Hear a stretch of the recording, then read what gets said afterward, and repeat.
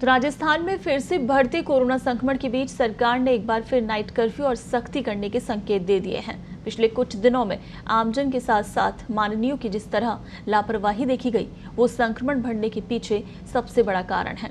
तो संक्रमण रोकने के लिए सरकार क्या कर रही है तैयारी, देखिए खास रिपोर्ट।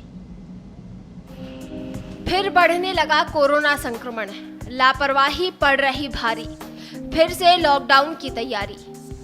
कोरोना के बढ़ते संक्रमित मरीजों को देखते हुए राज्य सरकार ने फिर से नाइट कर्फ्यू और सख्ती करने के संकेत दे दिए हैं। राजनेताओं के साथ आमजन की लापरवाही ने एक बार फिर से संक्रमण की रफ्तार बढ़ा दी है। देश में बुधवार को इस साल के सर्वाधिक संक्रमित मरीज मिले, तो राजस्थान में 2 महीने बाद फिर से 300 से अधिक नए संक्रमित मरीज मिले। राज्य में कोरोना संक्रमण के बढ़ रहे मामलों के बीच अब प्रदेश में सरकार सख्त कदम उठाने की तैयारी में है। चिकित्सा मंत्री डॉक्टर रघु शर्मा ने ये संकेत दिए, अगर संक्रमित इसी तरह बढ़े तो नाइट कर्फ्यू और सख्ती के विकल्प खुले हैं।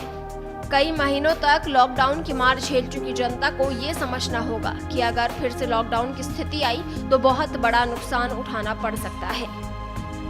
राजस्थान में पिछले कुछ दिनों में बढ़े संक्रमित मरीजों पर नजर डालें तो 17 मार्च को 313 नए संक्रमित मरीज मिले। 16 मार्च को यह आंकड़ा 241 दर्ज किया गया।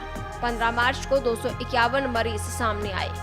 14 मार्च को यह आंकड़ा 250 दर्ज हुआ। 13 मार्च को 201 नए मरीज सामने आए। 12 मार्च को 237 नए मरीजों की पुष्टि हुई। वहीं 11 मार्च को 203 मरीज सामने आए।